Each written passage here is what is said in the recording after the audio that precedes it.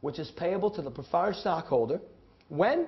Quarterly or annually, by whom? The board of directors of the company, and it's guaranteed. This is an equity that has income attached to it. Are you with me so far? Yes. Created to compete with the interest income that bonds pay to keep money on the equity side. That's why preferred stock was created. That's where it gets its name from, and that if you buy it, you would have preference to receive those cash dividends paid to you prior to whom? Prior to the common stockholder. And so now, when we talk about the return on any investment, are you with me so far? Yes. The return on an option investment, the return on a bond investment, the return on a preferred stock investment. The words return mean and are expressed in proper trading on Wall Street as 7. The yield on the security. What's the language? The yield on the security is the return that the security pays to the investor. So look up. Look up. Where is the yield that's payable to the preferred stockholder? In what form? In the form of the cash dividends. So when I talk to you about the yield on a preferred, watch my language. Watch how I just edited that out. What is the yield on the preferred? Oh, that preferred yield is 8%.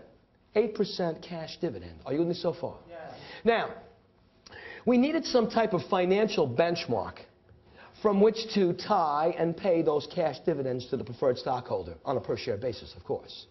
And that benchmark that we use in the market from which to tie and pay those cash dividends to the preferred stockholder is known as the stock's par value. The par value of one share of preferred stock, the words par value also mean face value, is the dollar amount of money of how much one share of preferred stock is worth. And how much is one share of preferred stock worth? $100. That is called the face value or the par value of the security, which is the dollar value of how much one share of preferred stock is worth. Are you with me so far? Yeah. It's rather expensive, wouldn't you say? Why? Because of those cash dividends that are attached and guaranteed to be paid to the preferred stockholder. That's why preferred stock is so expensive. Are you with me so far? Yes. This par value, this $100 per share, dollar value of how much one share preferred stock is worth, is the financial benchmark that we use from which to mathematically tie and pay those cash dividends to the preferred stockholder either quarterly or annually to the following financial expression. Client goes out, look up, stay real focused today, and buys a 9% preferred. I said he bought a 9% preferred. He invested in a preferred stock that pays him a 9% yield, that pays him a 9% cash dividend. Are you with me so far? Yes. That's what that language means. Take the yield on the preferred, which is the 9%, and multiply it times the benchmark that we use from which to tie and pay those cash dividends, which is the stock's par value, which is $100. And 9% times $100 means the client's going to get $9 per share. Are you with me so far? Why, if the client owned a round lot in the position, how much would you get quarterly if you bought a 9% preferred? Round lot, Monday, prerequisite, is 100 shares. If he bought the stock at a 9% yield and he owned 100 shares of preferred, it pays $9 per share, he's going to get $900. Am I right? If he owned 1,000 shares in a preferred position and he bought a 9% yield, he's going to get $9,000. Am I right? Go out and buy a 6% preferred. Watch my language today. 6% times the value for how much one share is worth, which is $100, means $6 per share. You with me so far? Yeah. Times the number of shares that he owns in the preferred position is how much he's going to receive dollarly, either quarterly or annually. Am I right? Yes. Thank you very much. And so the whole game associated with preferred stocks is about these cash dividends.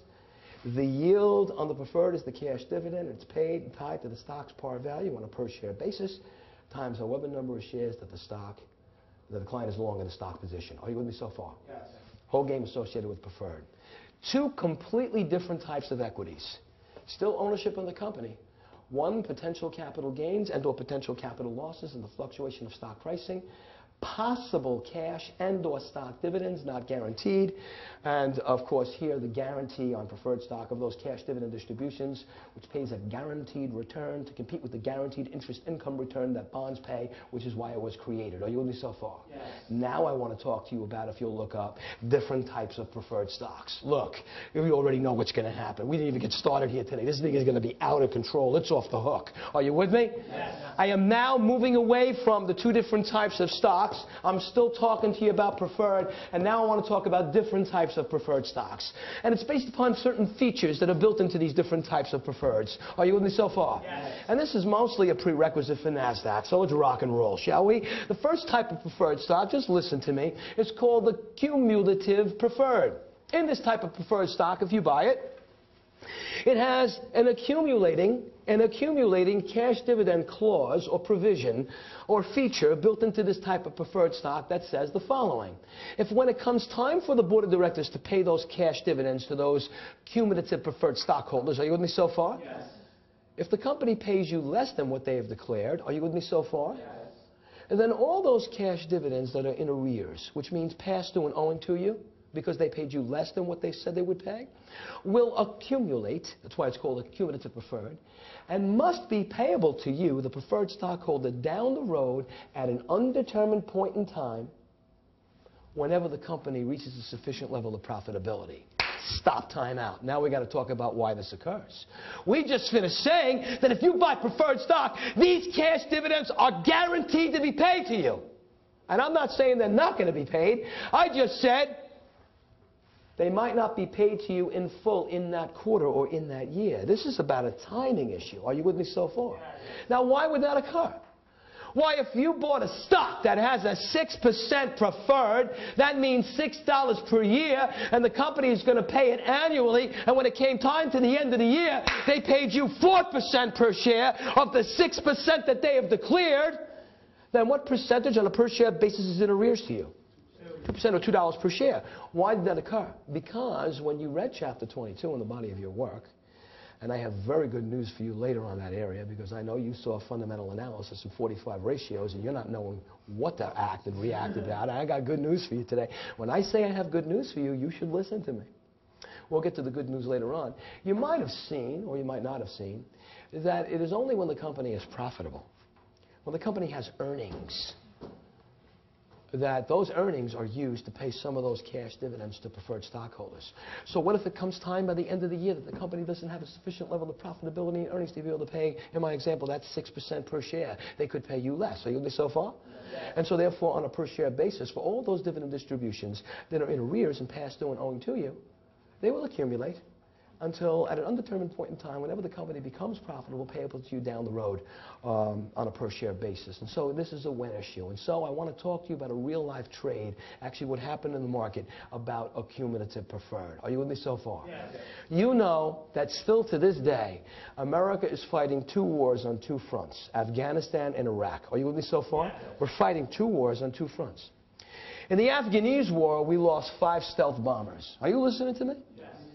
You know what the manufacturing cost is for one stealth bomber? I'm going to tell you, $5.5 billion. How much it cost to build one stealth? The companies that build the stealth bombers are defense companies, like Lockheed and Boeing. So I want to tell you what the military did about a year and a half ago. They said to Lockheed and they said to Boeing, look, defense companies, we want you to entertain bidding for a new military contract, and we want to replace the 5 stealths that were lost in the Afghanese war. So we're throwing out there to you, in an open bidding war, a $25 billion military contract. One of you two companies are going to win that contract so you can build us 5 new stealths to replace our arsenal and what we lost in the Afghanese war. Are you with me so far? Yes. It looked like at the 11th hour, Boeing was going to win that bidding war. Are you with me so far? Yes. And guess what happened at the final hour?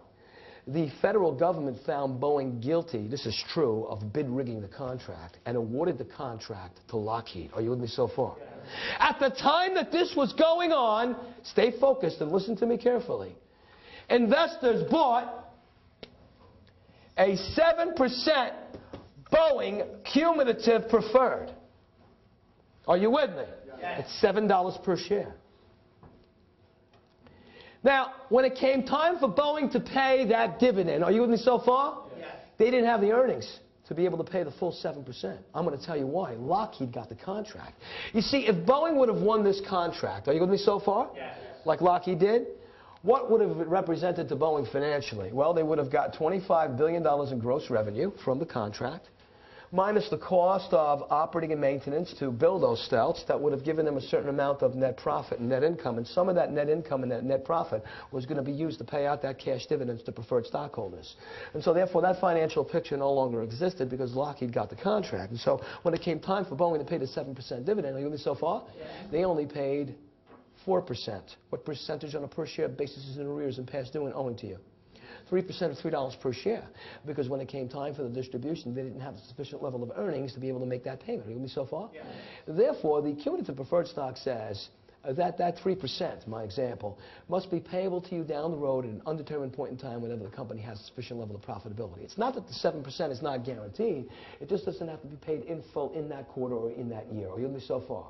And that's why Series 7 Bullet 1, the cumulative preferred stock, is the most popular type of preferred stock that's issued in industry than any other type of preferred stock. They're going to ask you, which type of preferred stock, all the types that we're discussing right now and going to, is the most popular and issued more often in industry, and that is the cumulative preferred. Now the question becomes, from whose perspective? What's so popular about this type of preferred stock? There's protection built in here somewhere that other types of preferred stocks do not have. Protection for whom? Is it to the preferred stockholder? No. Is it to Series 7, the company? Yes. When a company, look at me for a minute, I know you want to write down, I want you to listen to this. When a company issues the cumulative preferred stock, just by issuing it, they're saying, hey, I know we're declaring and paying you a 7% and that's guaranteed, but we could pay you less this quarter or this year. Just by issuing it, they're saying to you, because of its features, if it comes time for the distribution, if we don't have a sufficient level of earnings, we could pay you less. So you're only so far. Yeah. All of the types of preferred stocks are required to pay the full distribution in that quarter, in that year, except for this type of preferred stock. That's why it's issued more often than any other type of preferred stock, because it protects the company by saying to you, by issuing this type of preferred stock, when it comes time for the distribution, we don't have the sufficient level of earnings, we could pay you less. And until we do become profitable, whenever, at an undetermined point in time, could be 2 or 3 years from today, that's when we'll make up the rest that's past due in arrears to you. Are you with me so far? Yes. Sure. Watch this type of preferred stock. You go out and buy an IBM 4% preferred. That's $4 per share. Are you with me so far? Yes. Look at me. Here's your $4 per share. You are preferred stockholders. You got paid prior to common. Yes? Yes. And then the common stockholders got paid secondarily to you. Are you with me? Yes. And then I'm going to pay you, watch me, another 4% after common were paid per share. Why is this type of preferred stock called a participating preferred stock? Because you get 2 distributions. You get paid first because you have preference as preferred stockholders. Then common stockholders get paid, and then you participate with a second distribution in the excess dividend income lying in the company for a second payment after common were paid. Are you with me so far? Yes. Get paid twice. First, your preference, then common, and then you have an opportunity to participate with a second distribution of cash dividend income in the income lying in the company after the common stockholders were paid for a second distribution. Are you with me so far? Yes. So if you look more acutely at these 2 types of preferred stocks, they're all based upon a timing mechanism, which is when those dividends are actually paid to the preferred stockholder prior to the common, that distinguishes the cumulative preferred stock from the participating preferred stock. Are you with me so far? Yes. So that's what's similar about these 2 types of preferred stocks. It's the timing mechanism of when those dividends are paid. Are you with me so far? Yes. To the preferred stockholder prior to the common. Well, if they're similar in the timing mechanism of when those dividends are paid, are you with me so far? Yes.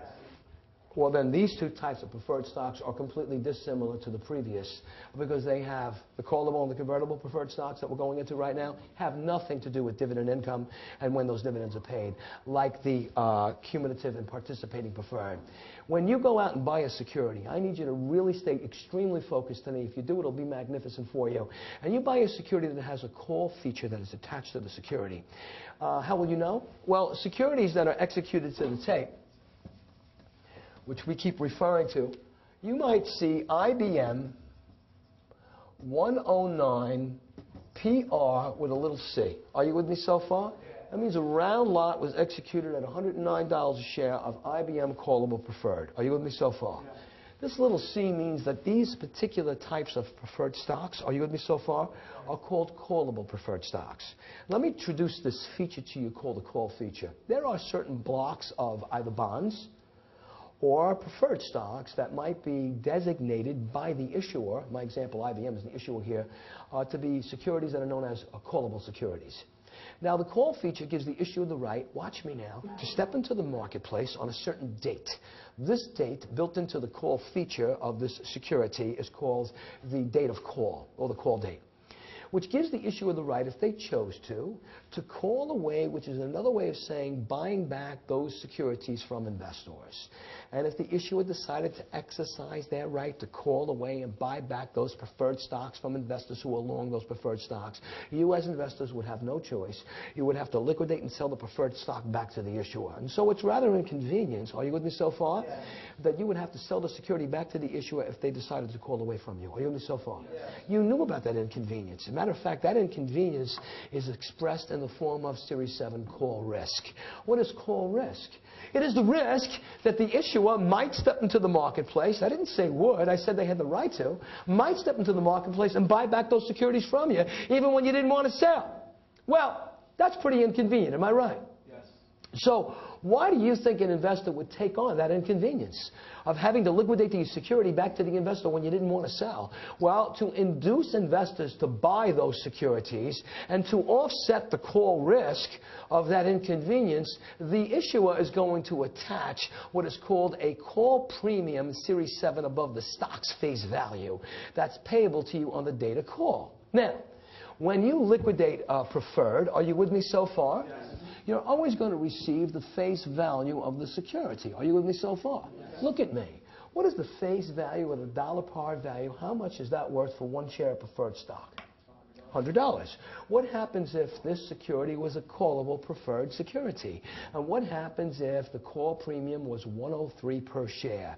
If the issuer decided, in this particular case, to call away and buy back those securities from you on the date of call, even when you didn't want to sell, now you have to sell it back to the issuer. Instead of getting just $100 a share, you're going to get $103 per share. You see that additional $3 that I talked about above the stock's par value of $100? That's called a premium, a call premium that's payable to preferred stockholders for the inconvenience of having to sell the security back to the issuer because they decided to call away the securities from you. When you buy bonds, if they are callable bonds, always you want to receive the par value for one corporate or municipal bond, which is $1,000 per bond.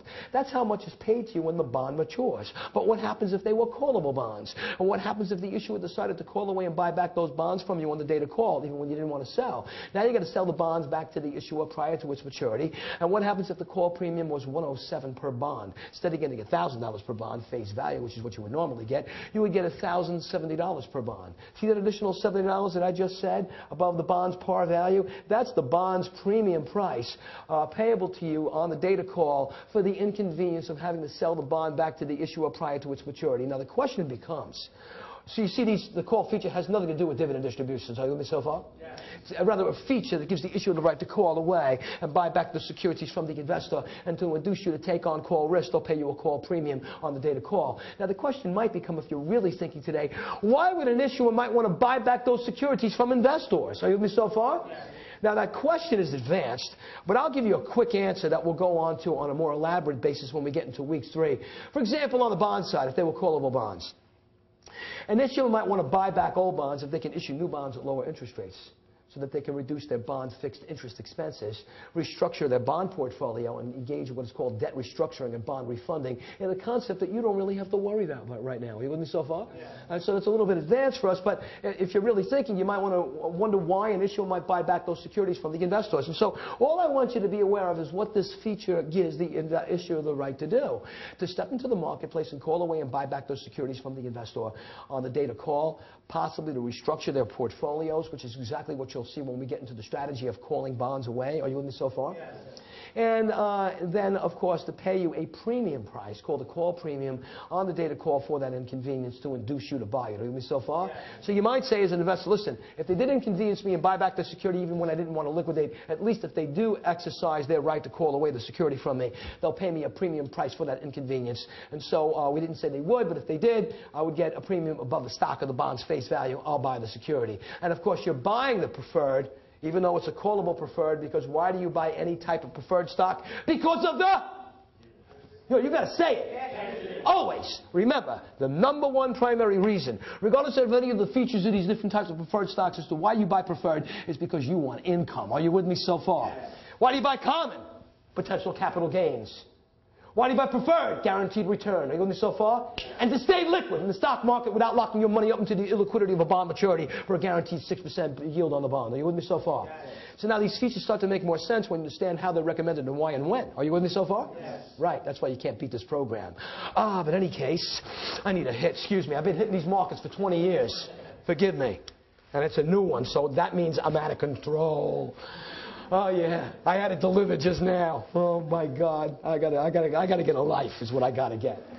Well, the most exciting type of security is called a convertible security. You're gonna love this one because we're gonna trade it right now. And this security, watch my language, has a conversion feature that's built into the security that will give the investor the right, listen to me carefully, to convert only into common. Whether you're dealing with a convertible bond or a convertible preferred, you would have the right only to convert into common. So now you just found out why you can't have a convertible common stock. Because convertible securities are only converted into common. Are you with me so far? Yes. When would you have the right to convert that original security into common? Only on one date. What date? Conversion date. What happens if you, the investor, let that date come and go? Well, then you no longer have the right to convert. You stay long the original security. I introduced the conversion feature to you associated with convertible preferred stocks because we're talking about preferred. Are you with me so far? Why are you buying this convertible preferred? Because of the? Say it! You speak to me. I want to trade with you. Say it again. Yet, the broker might contact the client and say, here's why I want you to buy this convertible preferred. Mr. Johnson, you realize this convertible preferred has an 8% yield built into it. It's liquid, it's a stock, and earn 8% cash dividend on your money. And it's AA rated by Standard & Poor's on its liquidity and credit risk. And the other thing is this. As we approach conversion day, Mr. Johnson, if I believe that the performance of common stock is going to move in the market, are you with me so far? Yes. Based upon its expected earnings, then I might call you up a couple of days prior to conversion and get you ready to convert this preferred stock into common. And I'll tell you why. Because then if we have the opportunity, and I think we might, to convert that convertible preferred into common and end up owning common stock shares at a cheaper price than where I expect common stock to move in the marketplace, then I'm going to call you up to recommend conversion because then I can take the common stock portfolio after conversion and blow it out to the open market and show you a gain. And if common stock does not move up based upon my expectations, sit back, stay long your convertible preferred, and earn your 8% cash dividend on your money and stay liquid. You can't lose. I'm sorry, I got a little excited for you. Are you with me? Yes. That's how it's sold. God forbid you should get licensed. I should teach you how to open up accounts and trade. I will change your life. You have no idea. No idea. But then again, I am doing this for a quarter of a century. So, that opens up a whole Pandora's box about how to convert. When do we convert if we chose to convert? Conversion day. Why might we recommend conversion? Only if we get only shares of common after conversion at a cheaper price than the market price of that common stock portfolio. Are you with me so far? Yes. We'll establish whether we should convert and the value of ownership of those common stock shares after conversion on Friday when we get into the tax ramifications of convertible securities. All I want you to know about today is how to convert. Are you with me so far? Yes. The formula for conversion, there's no calculation on NASDAQ on this area. It's strictly conceptual now. Are you with me so far? Yes. I'll tell you when we get into mathematical computation, and it's not this week. Are you with me so far? Yes. Oh, it's coming, but not this week. Takes the par value, which is the dollar value for the original security. And the dollar value for one share of preferred stock is how much? There it is. I'm talking about one share here now, obviously. Are you with me so far? Yes. Because if I was talking about more than one share, it would be $100 times however many shares that we own. Am I right? Yes. Client owns one share of convertible preferred at a conversion price of 50. So you take the dollar value of how much the original security was worth, and you divide it by the conversion price. Now, market price of common trading in the market. It is not the market price of preferred stock trading in the market. It is the price at which you would convert if you decided to convert on conversion day, built into the conversion feature. Are you with me so far?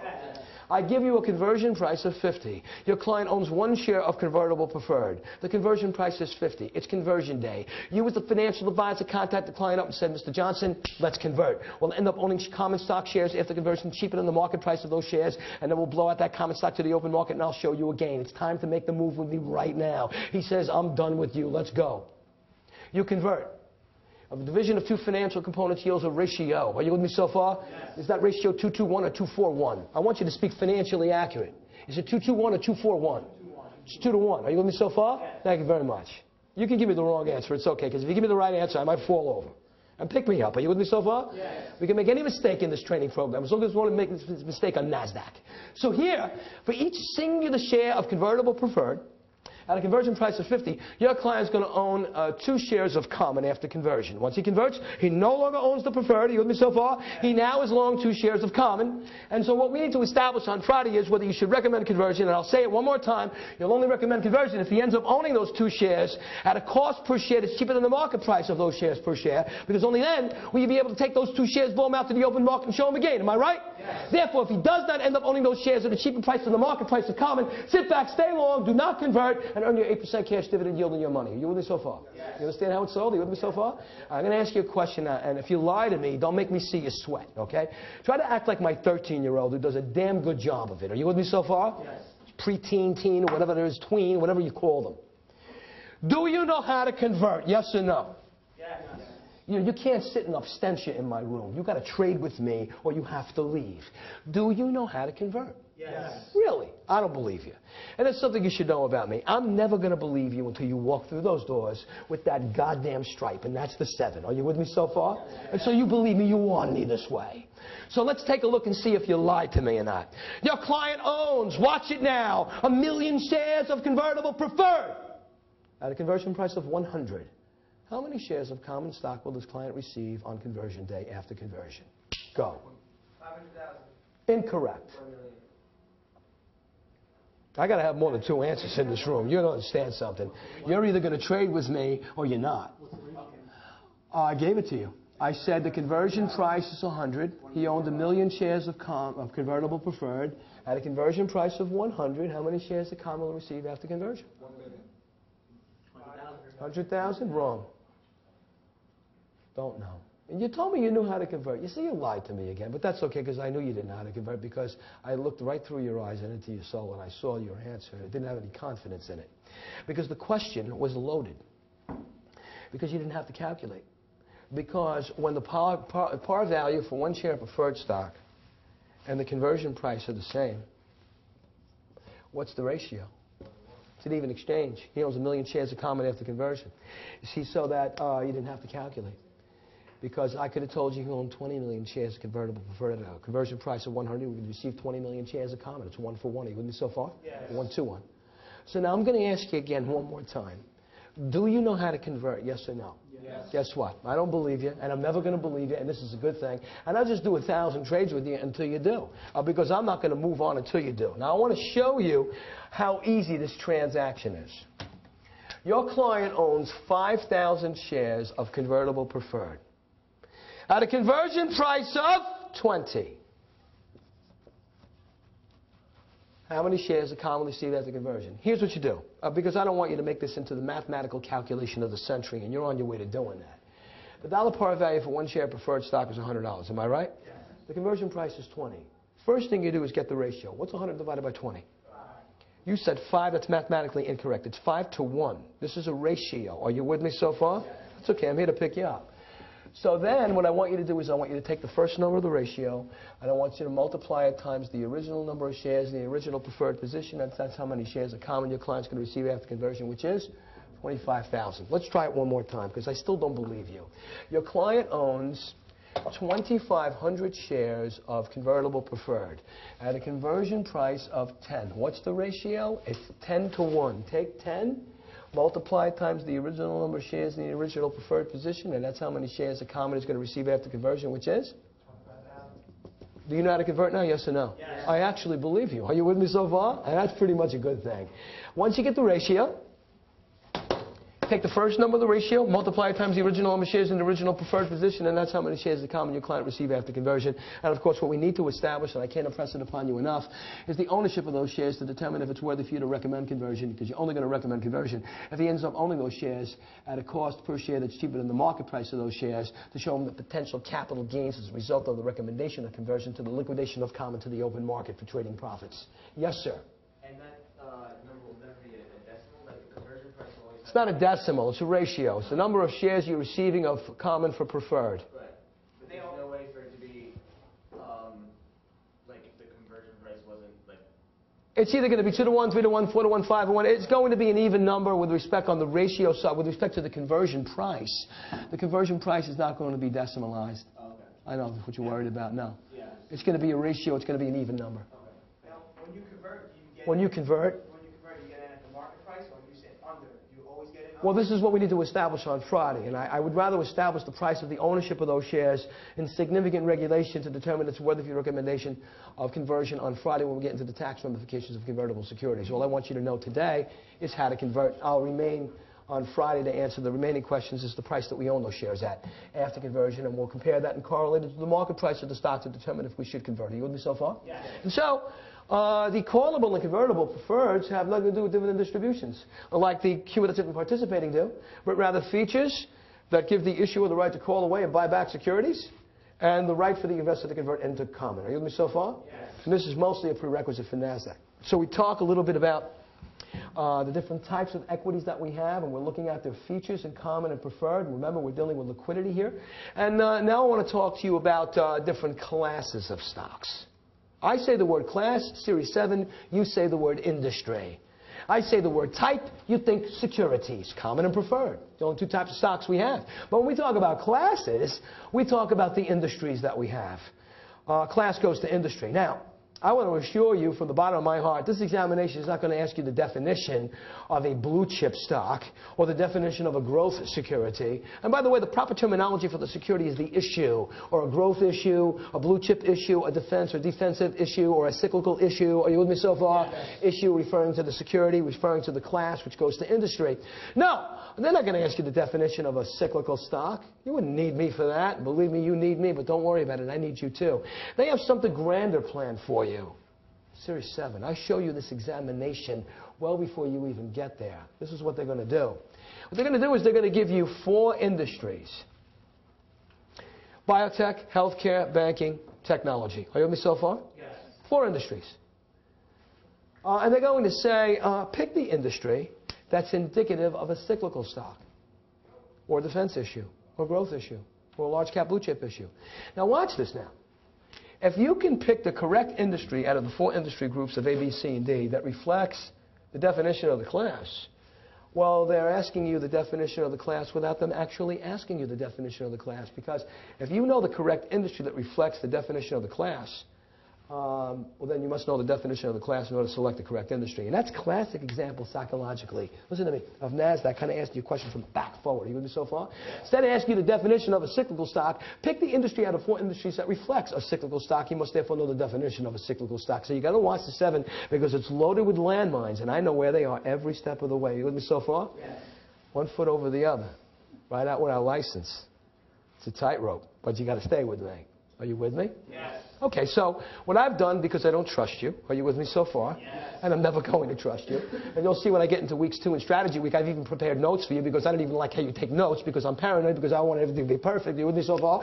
Is I've isolated for all the classes of stocks, all the industries that you need to be aware of for NASDAQ. And so, with a little education behind each one, are you with me so far? It requires you to stay a little focused. And that is, when we talk about our blue chip stocks, blue chip securities, where does the word blue chip come from? Blue blood, which refers to what? Royalty. Are you with me so far? Yes. Right. When we refer to our blue chip issues, our royalty stocks, we're talking about the very best equities that we have in the market. Now that word best is very ambiguous. What do we mean by the word best?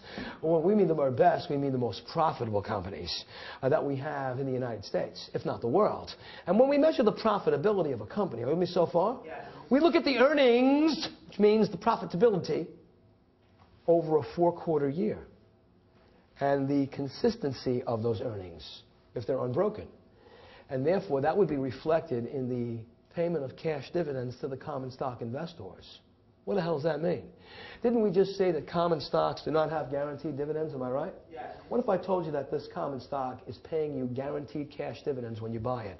In order for the common stock to pay you guaranteed cash dividends, it's got to mean the company is consistently profitable with unbroken earnings. Are you with me so far? Yes. That's what we mean by our blue chip stocks. Companies that are generating consistent levels of profitability over a 4-quarter year measured from 1 quarter to the next, paying you cash dividends, which you know are not guaranteed to the common stockholder, which means they're consistently profitable. That's what we refer to as our blue chip stocks. Are you with me so far? Yes. Or our royalty stocks, or the most profitable companies that we have in America, if not the world. And they are expressed not necessarily in the form of any one particular industry like all others, are you with me so far? But rather by one of the most prestigious indexes that you'll study a little bit later on today, expressed in the form of DJIA, Dow Jones 30 Industrials, which is that market that we talk about that's up 280 and down 170 from one day to the next. Are you with me so far? Those 30s, and we know some of them from Disney to IBM and on and on and on, represent the most profitable companies that we have in the United States, if not the world. And when you see the qualifications that those companies have to meet just to qualify for Dow 30 status, you'll see why they are our blue chip stocks. Are you with me so far? Yes. Yes. Measured by an index, not necessarily an industry here. So the first is the exception to all.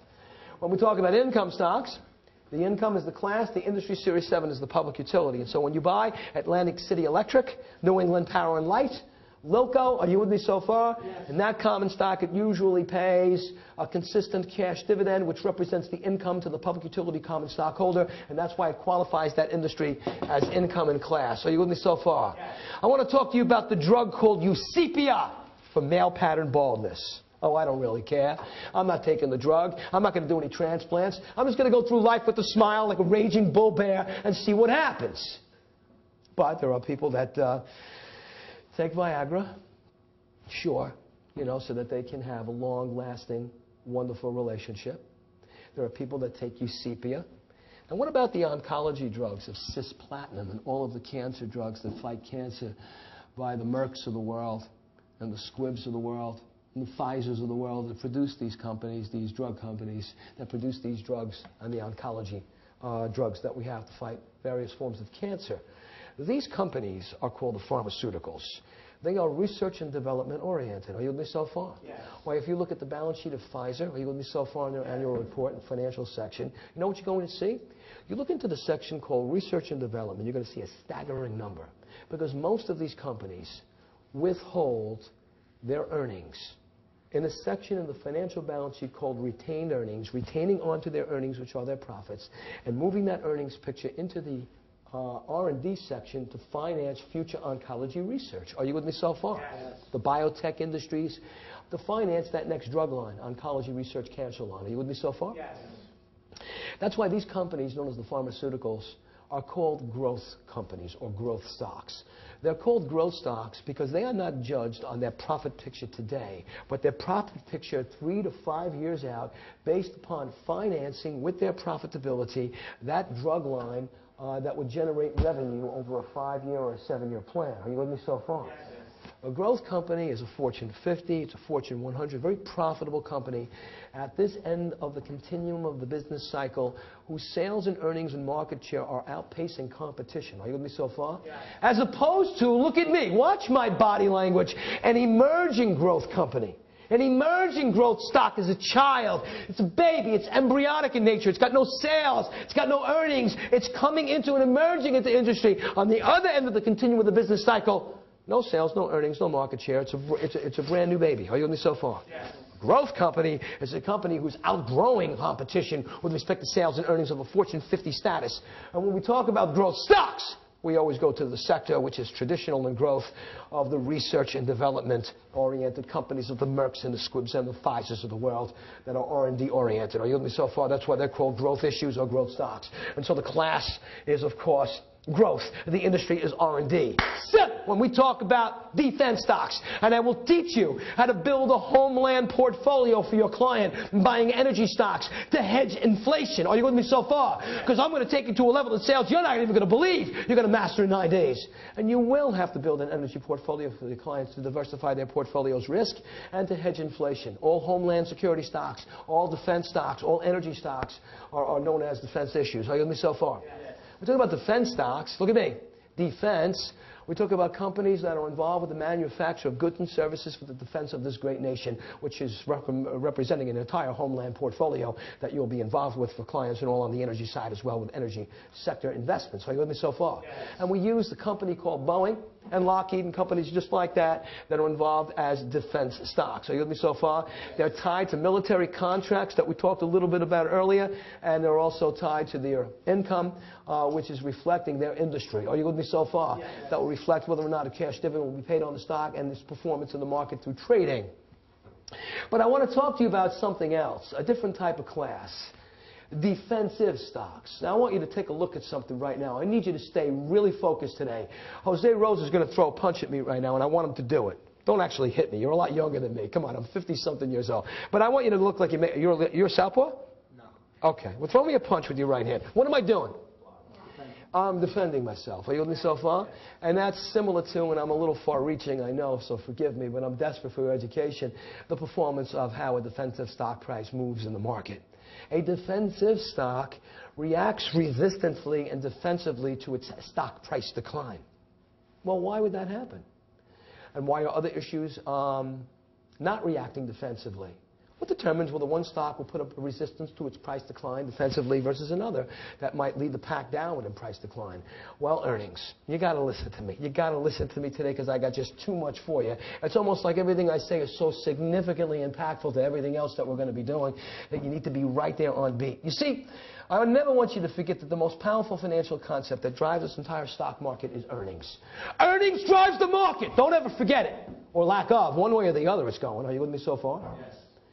So if a stock puts up a defensive resistance to its price decline, are you with me so far? Yes. That means it's not going to go down much. I mean, it would go down marginally, an eighth, a sixteenth, or a quarter, when other stock prices would go down 2 5/8 or 3 1/4. Are you with me so far? Yes.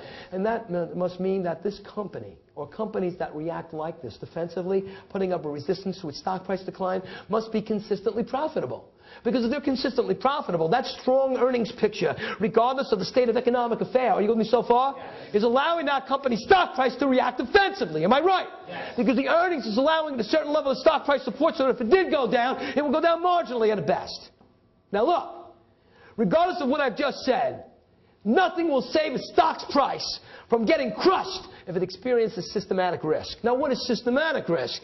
It is the risk that if that index is going down within which that stock trades, it's like skating on ice. Everything is going down. I don't care how strong the earnings of that company is. It's not going to save that stock's price. You with me so far? Yeah. It's like a current.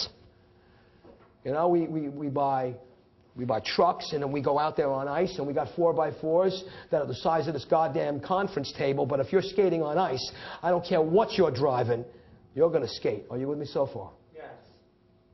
And so that's similar to the systematic risk that I'm referring to. But now we're talking about companies that are American defensive stocks. And I got to tell you why. Because I am telling you that these stocks in America, American defensive stocks, are always consistently profitable regardless of the state of economic affair. That must mean that these companies are providing goods and services to the U.S. economy that we will continue to pay for regardless of the inelasticity of demand. You need to listen to me today. Let me give you an example of what I mean by American defensive stocks. Do you really believe that if you and I lived in the land down under, where's that? Australia. That's right. And we were not just Australians, we were Aborigines living in a goddamn tribe. Are you with me so far? Do you really need candy to live? You really need, bang, good old Miller High Life? You think we need tobacco in order to function? No. We have a different culture. That's why I qualify them with the prerequisite and prefaces as American defensive stocks. Because only in America do we believe in more than $40 billion tobacco, candy, and beer, and food and power and light, which are the industries that are indicative of defensive stocks, are providing goods and services that we continue to pay for, regardless of their costs. Are you with me so far? Yes. In order to survive and function. That's why we qualify and get an indication of the American culture, which I'm sure we pretty much know. For example, I went to buy a pack of cigarettes this morning. Are you with me so far? Yes. I like to buy it out of state because it's cheaper. Are you with me so far? Yes. So I forgot, I haven't bought it in New York in a while. I says, okay, a pack of Marlboro, how much is that? He goes, $11.90. I said, what the hell did you say to me? I said, what did you say to me? And as I'm screaming at him, what am I doing? I'm counting off $12 and I'm giving it to him. You know, in 1973, I had hair. I had a convertible. What happened to my life? Well, it's much more fruitful now with the children and the wife and all that, I want to assure you. But I had hair and I had a convertible car, and it was 1973 when you were barely having a peanut butter and jelly sandwich in grammar school. And I was on a gas line for about an hour waiting to gas up when gas was $40 a barrel. Are you with me so far? Yes. We didn't have hybrid cars then, by the way. So what was I going to say? When gas goes to $5 a gallon, what are you going to say? I'm going solar. I'm not paying this, really. How are you going to get around? Taking buses and driving bikes? You know, regardless of the cost at the pump, there are certain services and products that we will continue to pay for, regardless of the inelasticity of demand, regardless of the level of inflation, in order to stay alive. Are you with me so far? That we consider. If they increase the tolls over the bridges, if they increase the cost of the Metro card in order to get around, what are you going to say? I'm not paying that. Okay, you walk because I'm taking the train. There's no choice relative to the cost of the rising prices of what we believe are goods and services that we will continue to pay for regardless of inflation. Are you with me so far? Yes. And that's why these industries, tobacco, candy, beer, and food, and power and light, Series 7, especially the rising cost of food, are you with me so far? Yes. Are known as defensive stocks because they're always profitable, providing to the economy products and services that we will continue to pay for regardless of their costs. And that high profit picture will allow them to maintain a certain level of stock price support so that if they did go down, they would react more defensively than other issues who might lead the pack down during economic downturns. Are you with me so far? Yes. Unless, of course, they've experienced a certain level of systematic risk. And regardless of their profitability, nothing is going to save the slide. Are you with me so far? Yes. When we look at cyclical stocks, the industry is cyclicality. Are you with me so far? The industry is steel, Series 7, cement, and machine tool and die companies, and automobile stocks. And those are the industries that are indicative of cyclical stocks. How does a cyclical stock work and move in the market? As a mirror image with economic activity. What do I mean? During economic prosperity, which is hopefully where we're trying to move to. Are you with me so far? Yes. You see a lot of increased new housing, construction, and all the economic of leading and lagging and coincidental economic indicators that you studied with respect to the Federal Reserve that will cover later on are rising and showing us and giving us an indication of economic prosperity. We have the credit markets that are unfrozen during economic prosperity. We have a lot of borrowing going on, movement of liquidity into the marketplace, everything that we're not experiencing right now. Are you with me so far? Yes. And therefore, and as a result, we're going to buy cars then. Are you with me so far? Yes. And the orders for the machine, tool, die, and automobile companies, their orders are up during periods of economic expansion and prosperity. Their sales are up, their earnings are up, their stock prices rise, are now buying in the marketplace, reacting as a mirror image with economic upturns. And during periods of economic recession, are you with me so far? Yes. New administration, new president, and economic uncertainty along with political and military uncertainty in the overall global economies, which is what we're experiencing right now, trying to come out with a federal bailout and TARP money of a recessionary period of time based upon the collapse of the real estate market, which has affected the equity market, which has affected job loss, which has affected disposable income, which has affected the liquidity of the amount of money that's being lent out there, as we're all tied to. Are you with me so far? Yes. That was a summation in less than 30 seconds of basically what's going on out there. Are you with me so far? Yes. That we'll get into on a more elaborate basis that I keep touching on to kind of make you really understand the complexity of these markets and how they're intertwined. I mean, the last thing that's happening is that the orders for steel and cement and machine tool die companies are up. They're down. We're not buying cars right now. Automobile industry is consolidating and going out of business with federal money, and therefore, and as a result, these stock prices are reacting as a result of that negative sales picture down on that massive sell-off in the market. What is a cyclical stock? It is a stock that reacts cyclically with the economy. It's a direct mirror image to economic activity. Economy is prospering, stock prices are rising based upon positive sales and earnings, and stock prices going down during a floundering economic activity marketplace. Are you with me so far? Yes. We're talking about seasonal stocks. Are you with me so far? Yes. Seasonal is the, of course, class. The industry is, of course, retail. And they act seasonally during certain periods of time of the season of the year, where their sales are usually up. Are you with me so far? Yes. During the periods of time of the holidays and back to school. Are you with me so far? Yes. Have any idea how much it costs to put 2 children in a grammar school or middle school level back to school the first day of the first week of September? Costs about $1,100 between the jeans and the backpacks and the supplies that are now being more passed through to the parents as a result of the lack of funding that school systems have. Are you with me so far? Yes. Very expensive just to get started. Are you with me so far? I'm not talking about going to Neiman Marcus and Nordstrom's. I'm talking about JCPenney of a discounted level just to get them in that school. And so we deal with certain periods of the economy, of periods of time of the year that usually have performed well for certain retail stocks. So you're with me so far in retail companies, and I think the outlook is bliss with respect to the disposable income because of what we've said, the job loss that has affected the consumer spending and the disposable income out there in the economy. But usually the holidays and back to school, the sales are up and earnings are up, and they stock price perform well during those periods of economic seasonality. Are you with me so far? Yes. Just on a personal note that you should know because it's periods of time of the year are coming now.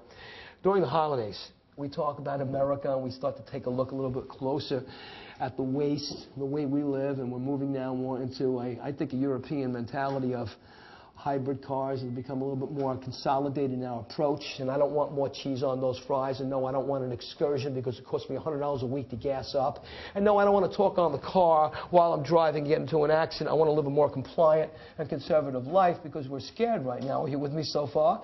And we should be. I want you to know that of all those holidays in the United States, there is one holiday that is the highest grossing revenue holiday that has outpaced Christmas and New Year's 2-to-1 over the last 4 years. So you can eliminate Christmas and New Year's right there. Give you an idea, and I say this to you as an indication of the American culture. Which holiday is the most profitable holiday in the United States? Cannot hear you. No, sir. No, sir. No, sir. Valentine's Day is a good guess. No, sir. Mother's Day we heard. Valentine's Day we heard. No idea. New Year's, I said you can eliminate Christmas and New Year's because this particular holiday has outpaced Christmas and New Year's 2-to-1 over the last 4 years. Not Easter, it's another good guess. Not 4th of July, Halloween. Halloween. The ghosts and goblins are Freddy, Jason, and Michael Myers in Halloween, and the memorabilia associated with candy sales and all Halloween-related memorabilia has outpaced. I got a neighbor. I got to tell you this because I can't get over this stuff. It's the week of Halloween. You know, it's a big thing when you got little kids. And I really didn't realize that when I had kids right away, that I got to take off that day to go trick-or-treating with the kids because they cried and said, Daddy wasn't here. I mean, it's like a big thing. You know what I mean? I got to tell you. Forgive me. But yeah, I do. It's a big thing to go trick-or-treating with the kids. I forgot how great it was when I was a kid because we did it in the tenement kind of thing because I'm from the streets. But, you know, when you're out in the burbs, you go from house to house. You know, I got a neighbor, I hear this.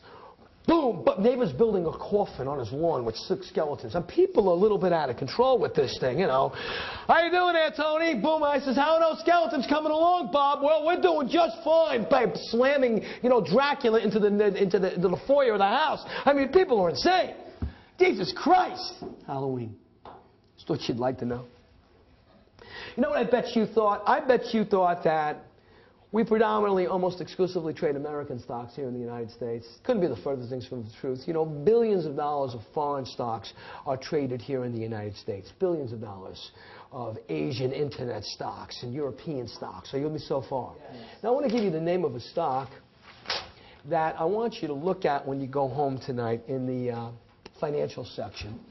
Go to the over-the-counter market and take a look at this particular company called GlaxoSmithKline, symbol GLXO. 4 symbols, NASDAQ. Didn't we say that? Yes. GLXO.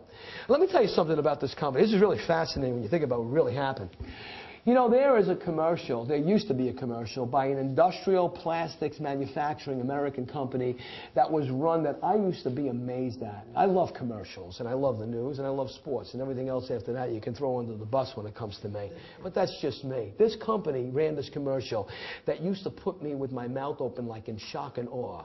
We're the company that built the infrastructure of the house you're living in right now. We're the company that makes the plastics that are in the carpet that you're lying on right now. We're the company, and I used to go to my wife like this, hey honey, you got to come over, you got to take a look at this commercial. Just about everything we have in this house is made by this company. I mean, you know, from one origination to the other, I mean, I just couldn't believe. I said, honey, you realize on this coffee pot, they make the plastic that's in the fusion that's in this pot. Do you believe this company? It was like a crazy thing. I couldn't believe it. Yeah, they make that, they make that. I was like, no.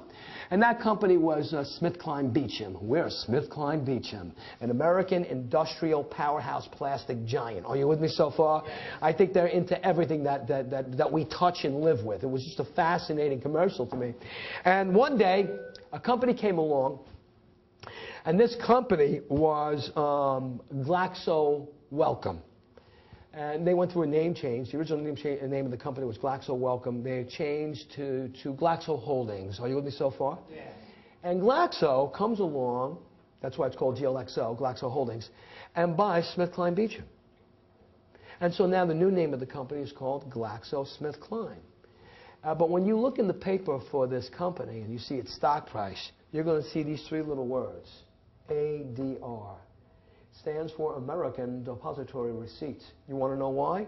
Because Glaxo is the British Squibb in London. It's a British pharmaceutical. I'm telling you that the British pharmaceutical comes along and buys the American industrial giant. Are you with me so far? Yeah.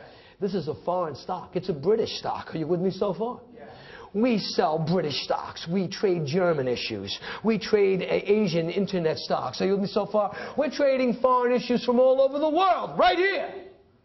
They are called American Depositary Receipts, these foreign stocks. That's their proper name, because the actual physical shares of GlaxoSmithKline or that Asian internet stock, the actual physical shares, they're not held here in the United States. The question now becomes, where are the actual physical shares held? They're held Series 7 Bullet 1 in U.S. banks in Beijing, or in U.S. banks in Dusseldorf, Germany, or in U.S. banks in London. Are you with me so far? That's where the actual physical stock shares are located. Now, if the actual physical shares are located in U.S. banks abroad, and we're trading these foreign stocks, where? Here on the NASDAQ, like I said, in the over-the-counter market, well, then that would mean that if the physical shares are held in U.S. banks abroad, an investor who buys these foreign stocks would not be able to take physical possession of the physical stock certificates if he chose to, because the actual physical shares are not held here. Are you with me so far? Yeah. So what we needed to do here in the United States, please look at me, was come up with a document, a receipt. I'm showing you a receipt, just like the receipt that you get when you purchase anything. Are you with me so far? This receipt, please look at me carefully, is deposited here in America. And that receipt is the only representation and documentation that we have that represents a claim for the investor to actually buying and selling and trading that foreign stock whose shares are actually held in U.S. banks abroad, because the physical shares are not here. That's why we needed this substitution document. Are you with me so far? Yeah. So why are foreign equities called American Depositary Receipts? Because that receipt, which is deposited here in America to the investor who buys those foreign stocks, represents an opportunity that would allow him to facilitate the trading of those foreign shares, whose shares are actually held in U.S. banks abroad. And what should happen if GlaxoSmithKline or any other foreign equity should declare and pay a cash dividend to the investor? Are you with me so far? Yeah. Will they be paid in the euro or the pound sterling, or will they be paid in U.S. dollars? Well, if the stock is traded here in the United States on NASDAQ, that dividend that foreign stock is paying has to be paid in U.S. dollars. And so what I want you to be aware of are 3 fine points regarding American Depositary Receipts. And here they come at you right now. 7. The American Depositary Receipt, Series 7 Bullet 1, by definition, is a document or a receipt that facilitates the trading of foreign shares in the United States. That's its definition. That's what I want you to know. It's a receipt that's deposited in America that facilitates the trading of foreign shares here in the United States. For without that document, we wouldn't be able to trade the foreign stock. It's a receipt deposited in America that it's actually facilitating the trading of foreign stocks. Its definition. Series 7 Bullet 2, where are the shares? Because they're going to ask you, the shares are held in U.S. banks abroad. And Series 7 Bullet 3, if the stock should pay a cash dividend, it's paid in U.S. dollars. Are you with me so far? Yeah. Now, we started out with cash and or stock dividends today. And so I'm going to wrap up this segment right now with cash dividends. Are you with me so far? Yes. But I want you to listen to me. I'm going to trade with you now. So I want to know if you're ready to trade with me. Yes or no? Yes. Thank you. I want your eyes right here on this board right here. Now, I want you to look at me for a minute. Look at me for a minute. Look at me. I'll help you. Let's take a time out. We have a question from the senator from Mississippi. Yes. ADRs again? Let's go with ADRs again. It is a receipt that allows for the trading of foreign stocks. We need this because the actual physical shares are held in U.S. banks in the outside the United States. So we need some document that will allow us to trade these foreign stocks. And that document is in the form of this receipt. Easy enough, right? 2, where are the shares? They're held in U.S. banks outside the United States. And 3, if the stock should pay a cash dividend, the foreign stock, will it be paid in euros or pound sterlings? No, U.S. dollars. That's it. Got it? Don't ask him. I want you to ask me. I love it when you come this way. I get lonely if you don't ask me. You can't ask me enough questions because I'm going to answer each one if I certainly believe it has bearing. Now listen, I want to do a trade with you. You are the XYZ common stockholders. Common stockholders. I am the XYZ Board of Directors. And I'm happy to come out today on January 4th and declare to all common stockholders, look at me, I'm going to pay you a 60-cent stock dividend for each share of stock that you own. Isn't that good news? You have to own the stock in this company by July 6th. And that date is called the record date. What is the record date? It is the date that investors must be long the stock in the company in order to receive the cash dividend. Now, what happens if you own stock in this company and you buy stock in this company after July 6th? Well, then you're not going to be entitled to this particular 60-cent cash dividend distribution. Possibly on the next go-around you will. You with me so far? In order to receive a 60-cent cash dividend, you have to own stock in this company by July 6th. That date is called the record date. And so, when am I actually going to pay you this cash dividend? I'm proud to tell you that on the last day of this year, on December 31st, don't look in your calendar. I'm giving you a different trade up here. Look at me. Listen to me. The last day of this year, on December 31st of 2009, I'm going to pay you the dividend. Now, I just gave you 3 dates. Let's go over them one more time. The first date, January 4th, is called a declaration date. That's simply the date that the board of directors came out at a press conference and made a declaration. And they said on January 4th that to all stockholders who own stock in this company by July 6th, you're going to receive a 60-cent cash dividend. I'm going to pay it to you on the last day of this year, December 31st. Are you with me so far? Yes. So the second date became the record date, which is the date that investors have to own the stock in the company by in order to receive the 60-cent cash dividend, and you're actually going to get it paid on December 31st, the last day of this year. Now, December 31st is not called the payment date. It's called the payable date because it's still due and owing and outstanding. Are you with me so far? Yes. Good. How many dates did I give you? 3. I changed the month. You read May. I give you July. I'm going NASDAQ. Are you with me? Yes. And they're going to give you those 3 dates too. And they're going to use July. And they're going to ask you for a 4th date. And here it comes. Find the ex-dividend date. Listen to me carefully. Don't listen to him. Listen to me. The ex-dividend date. The word ex means without. Are you with me so far? Yes. The ex-dividend date is the date that the stock trades without the cash dividend provision built into the common stock in the market. Are you with me so far? Yes. Now, the old regulation used to be that the ex-dividend date was, listen to me carefully, I give you old. You always know the old reg and always go with the new on NASDAQ because they want to find out just how current and updated you are. You with me so far? Yes. So you got to write the old and the new and always go with the new. Listen to what I say to you. The old ex-dividend date used to be 4 business days prior to the record date. The new regulation says Series 7, 2 business days prior to the record date. So all you got to do is get the record date, count 2 business days prior to the record date, and that's the stock called the X date. It's the date the stock trades without the dividend attached to it in the market. Are you with me so far? So with this trade, are you with me so far? Look up. They're going to go. A, July 4th, A, July 5th, July 3rd, July 9th. Go! I want the X date. July 4th. Okay, the answer to A is out. This is why we're doing this. Because they want you to be a robot. Don't speak. Listen. Listen to me carefully. I need you to listen to me carefully. They want you to react spontaneously on this exam. Sometimes, not more often than not, this is an understanding of not only the regulation but the psychology of this examination as well. Sometimes, not more often than not, but enough, they'll throw out A, and A will look very attractive without thinking. That's a fast reaction. Now, they want you to just be a robot. And a robot says 1, 2. And you're right. 2 business prior to that date is the 4th. But they're hoping you're not looking at the month.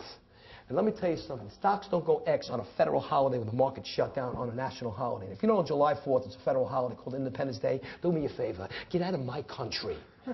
Go somewhere else. Stock can't go X on July 4th. It's July 4th. Now, it would have been the 4th if it was any other month. But it's not any other month. It's July. You with me so far? Now, it can't be the 5th because that's prior to when it would have went X. Am I right? Yes. And it's not after the record date. NASDAQ, July 3rd, 7. End of the segment. End of equities. Now, when you come back in 10 minutes, I want you to listen to me and please look at me. I'm going to turn it up. I'm going to light this program up to another level. I'm just getting you warmed up. So you got to increase your focus a little bit more. This is day 2 now of 9. Are you with me so far? When you come back in the area on analysis, in the box, we're going into the Federal Reserve and money and banking and blasting right into analysis. I'll see you in 10 minutes. Thank you. Ex-dividend date. Thanks, Brian. I'm sorry. It's okay. It's only Salvatore Ferragamo. You have to step on the I'm only kidding with you. I don't want you to wear black shirts. Now, got nothing to do with the